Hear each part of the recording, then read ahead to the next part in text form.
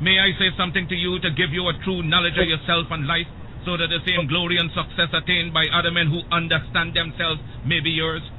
Man in the full knowledge of himself is a superb and supreme creature of creation.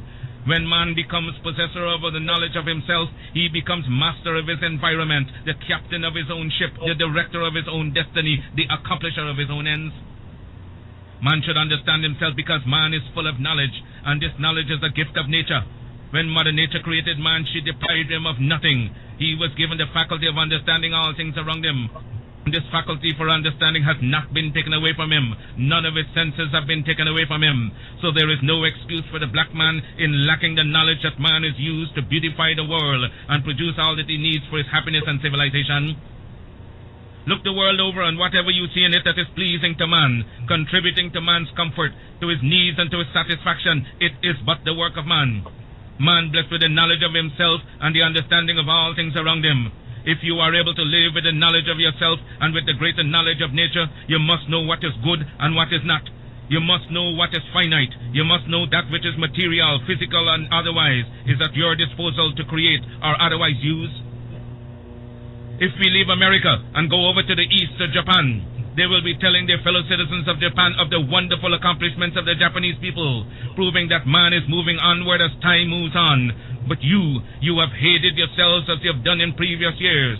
You have shown malice, prejudice, and hate to each other. And the result is that while other races have made progress, while India has made progress towards nationalism, while Ireland has made progress towards republicanism, while the whole world has made progress in man's accomplishments, you still stand fighting yourselves, dishonoring yourselves, showing no disposition toward that higher life so that you will be abundantly blessed.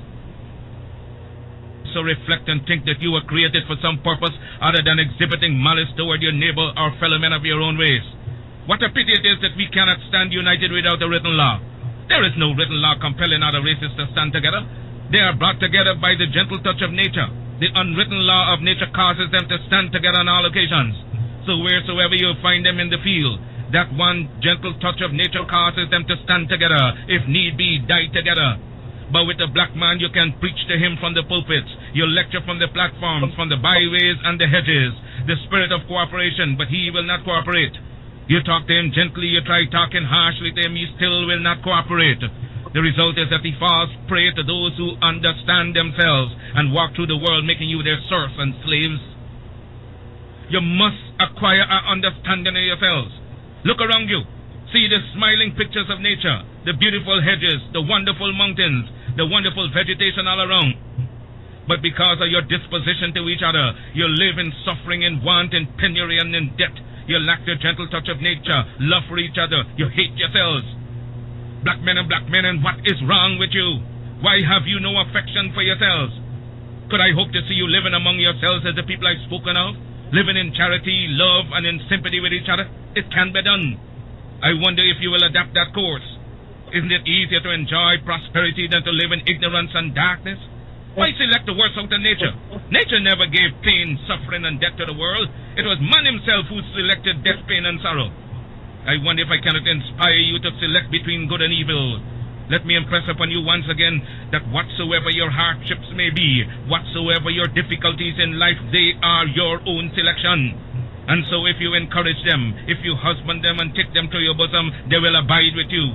Nature will not take them away from you as Mother Nature did not give them to you. She is not responsible for your sorrows.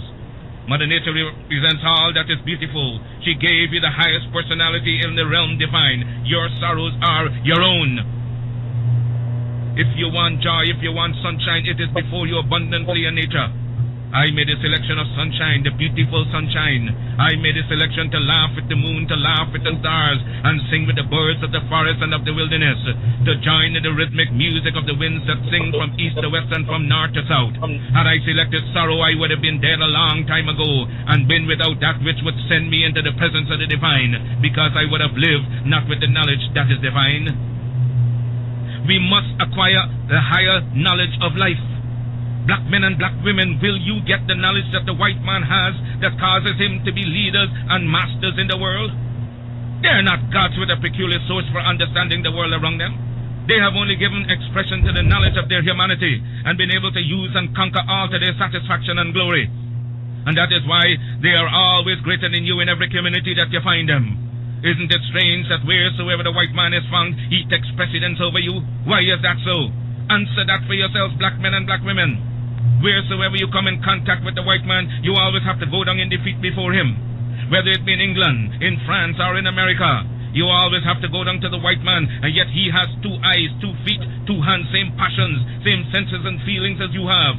Your feet are not put on opposite sides, now your hands turned around the other way. But it's because you fail to use your will, your knowledge, and your mental faculties to the point where you will enjoy life around you.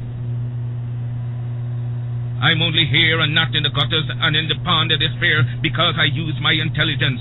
And I swear that no man alive shall ever use his intelligence in understanding the works of nature more than I. I shall rise as high as he ascends. I shall meet him on the same platform of mental equality and fight him till thy kingdom come, because nature created us equal. I want you to make up your mind as I've made up my mind years ago. Make up your mind that you will rise to the knowledge of your soul. Because of your ignorance, you cannot understand and decide between good and evil. You don't know whether you're doing right or wrong. With a greater knowledge of life, you're able to appreciate all things around you. I'm able to gather you here because I understand you. Understand your neighbor, your wife, your children, and you will be able to live in harmony with each other and get the best out of life.